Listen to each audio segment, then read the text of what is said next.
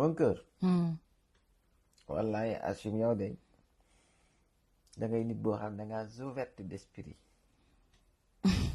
waaw mbëggoon ñu laaye biir yenn façon nit yi wax ci élection. te élection yi génn. am nga 2 minutes sa temps.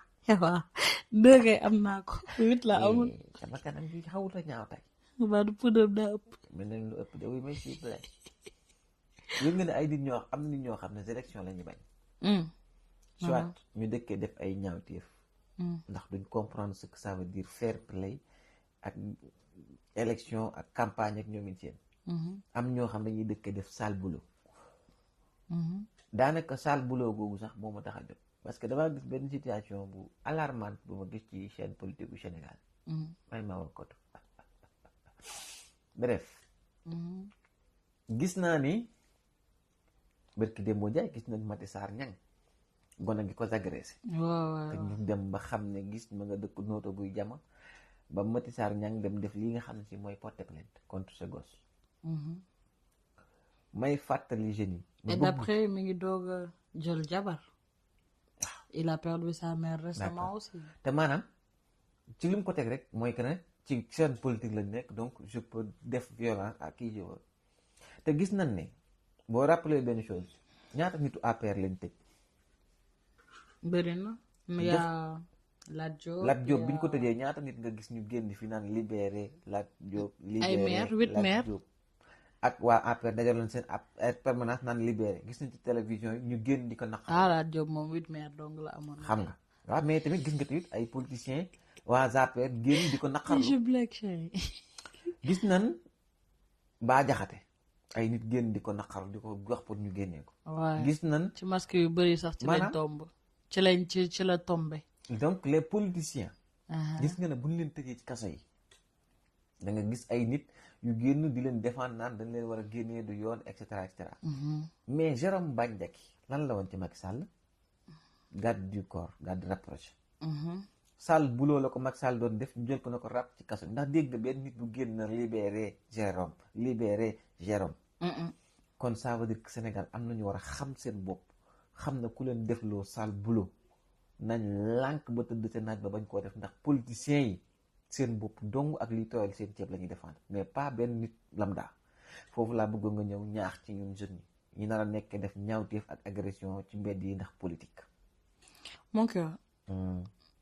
Mon père me disait toujours bon saa baay da daan faral naan ne. gis nga bu problème amee. na kenn ku nekk situé responsabilité ci problème bi. su ma xuloo ak yow naa xam man li ma la def. ba noppi xam yow li ma def de ce fait bu ëllëgee coow dootul am. pour régler problème boobu noonu c'est très simple dañuy régler mentalité sénégalais yi. xam sa bopp ci jaamu yàlla la bokk. da nga wax benn affaire bu important. da nga nekk bépp homme politique bu ñu jëm mës a jàpp. gis nañ ku leen défendre yàlla dogal kii ñu jàpp ko te gisuñ ku ko défendre.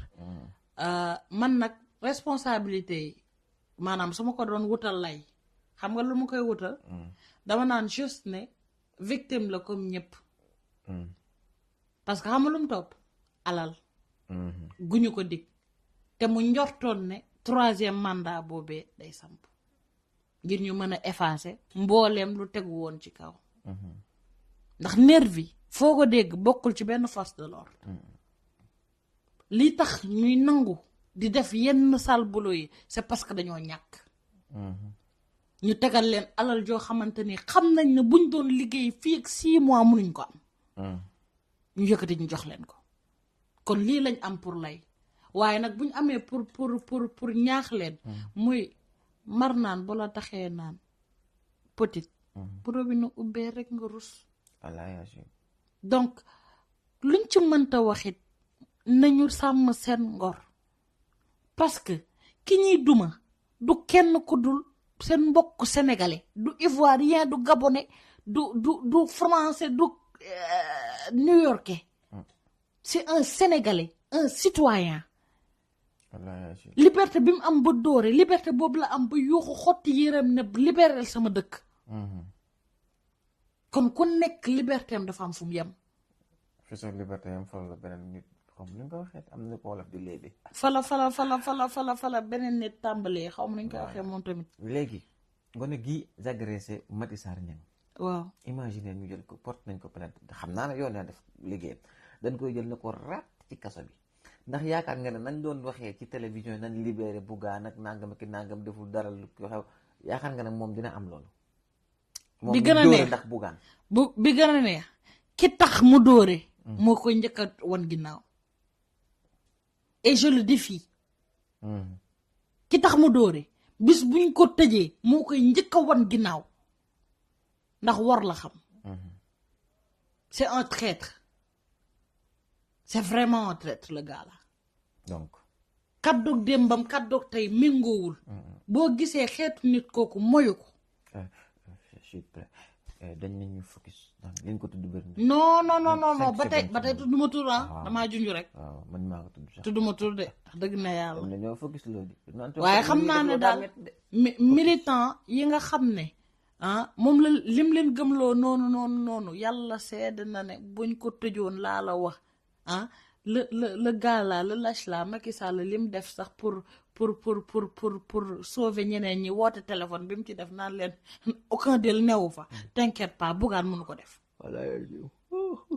donc am na leen loo xamante ni sincèrement du ouverture d'esprit du dara mais intelligence la damay natt sama yëfu bopp ba pare waa loo xamante ni sëqatoo la mais duma intelligent dóor boo xamante ni daf may leer ne bu ñuy identifier téeméeri loxo demandoo jigéen sax kenn da ko dul dóor jamono ji daa romb foofu fal ngeen xool soxna su ñëw di defam xamoo leen li tax mu war a def ngeen xool kanamam te ba pare li ma gën a métti je vais le dénoncer pourquoi maintenant góor gu ñàkk fayda wacc sa yaay ca biir kër ga wacc say rakk ca biir kër ga wacc sa soxna bi nga xam ne mu ngay tëddal benn lal ca biir kër ga xool koo xamante ni mën na nekk yaayu jàmbur mën na nekk kiiw jàmbur xool kanamam gi nga xam ne ba charia ba ñuy wax naan l'islam bañ naan tànnal soxna dañ ne xoolal kanam ga est-ce que xam nga dañ ne góor yàlla amul droit xool jigéen mais soxna si nga war a takk